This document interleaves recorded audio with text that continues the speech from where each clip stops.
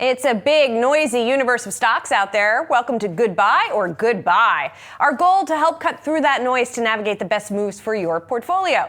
Today, we're taking a look at the power behind clean energy stocks. Joining me here to discuss is Defiance ETF CEO and CIO, Sylvia Jablonski. Thanks so much for being here. Thanks, Julie. Thanks for having me. Good to see you. So let's get to your goodbye, first of all, the one that you like, and that is Uranium Energy. So basically a bet on what's happening in nuclear power. We've seen the stock already go higher over the past year, but let's get to your case here, and it has to do with nuclear, as one might imagine. So what are you looking at here? Exactly. So as you have here, nuclear power is essentially the cleanest type of power and energy that we can use, the cleanest type of electricity that we can use, and the only abundant amount of clean energy that we can use. So you have, for every dollar of fossil fuels being used, you have an investment of $1.70 in clean energy like nuclear. And so any kind of uranium types of companies, uranium ETFs are going to benefit from this as it grows. And also, it's subject to sort of what's been happening in geopolitics, which has been interesting because the underlying uranium as a source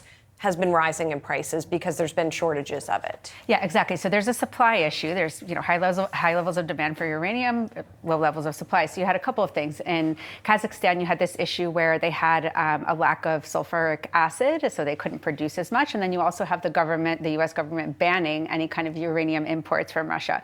And so that right away spiked the price of uranium for investors in that stock, and they saw the price pop. So last year was just parabolic move for uranium, and this year is going to, looking like it might be the same because of some of the supply demand stuff. Interesting. And speaking of demand, also, you were looking at some of the forecasts for what the global demand for uranium is going to be. Yes. So the global demand for uranium is set to double within the next 10 years. So you're talking about a massive growth in this energy space. It's going to be a massive use of clean energy, such high needs for this. And I think that, more production is going to come out of the U.S., particularly as we have offshore banning. So another reason why the stock price might pop. Interesting. We always like to talk about the risks for any of this. And uranium is a little tricky here. It is volatile. Yeah. There's been regulatory overhang in the past.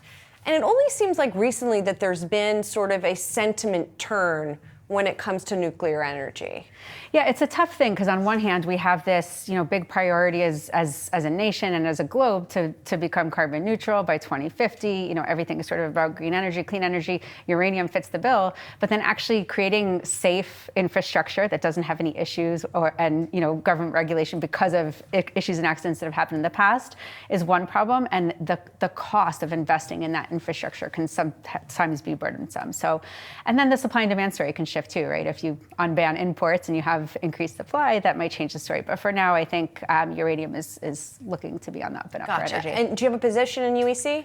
I don't at this time. Okay. No. So let's get to the stock you don't like in the clean energy sector, and that is SunPower, which is already down quite a bit over the last year. Now, solar stocks in general have been sort of weak, but this one stands out in particular. It's got some challenges. Let's talk about some of them. So there have been some misstatements over the past couple of years, accounting-wise. Yeah, so they've had some accounting errors, basically, and I think that they lost a lot of confidence from investors. When the accounting errors were announced, essentially the stock price began to fall. And so they're going to have to invest a lot in terms of, keeping up with record-keeping efficiency, fixing the errors, and coming out and proving that, they aren't in any kind of credit risk default types of situation, and investors can, count on their statements. There is also the issue of interest rates, which is, you don't automatically think of solar as being an interest rate sensitive sector, but it has been. It has been. And so the growth of solar is starting to slow down. There are two reasons. One, there's a supply backup, right? So we talked about uranium, there's shorter supply, they're benefiting. With solar, you kind of have this backup. And if you think about what happened with semiconductors after COVID, you actually had this, at some point you had a backlog of supply, and it took about 18 months to shake out, and boy did it, right? And so that's one of the issues with solar. But the reason that you kind of have the supply sitting there is because the cost of these projects is so high, and the average person is impacted by inflation and doesn't want to borrow at the high level of rates. And then same thing for the company actually trying to service their own debt. So I think that there's a little bit of a hiccup there for them in the near term because of rates and inflation. And then also to go back to the the credibility question, if you will. You think just generally there's some questions? I think, the books and records that we talked about, they had 2 negative earnings seasons, but I think, the loss of confidence also kind of just came back into play because they're laying off 25% of their staff. 80 people in Seattle is the last I heard, a couple hundred people elsewhere. That's not super reassuring for the future of the company. We love cost cutting. You've heard a lot of these big tech companies cost cutting so that they can invest in AI. This just isn't that. So we have to see how this shakes out. And then just like we talked about the risk to the bull case, let's talk about what could go right here. And that's just that you are still seeing sort of overall demand for solar power. Yeah, and it goes back to what we talked about before with nuclear. If we want to be carbon neutral by 2050, if we care about the climate, green energy, clean energy, things like this, solar is still a leader there.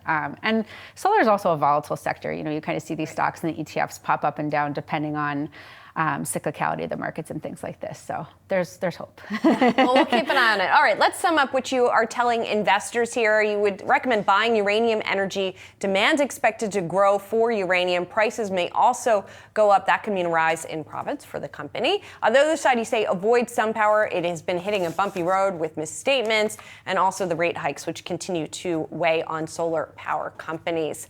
Thank you so much for coming in, Sylvia. Thank you for having me. And thank you so much for watching Goodbye or Goodbye. We'll be bringing you new episodes 3 times a week at 3:30 p.m. Eastern.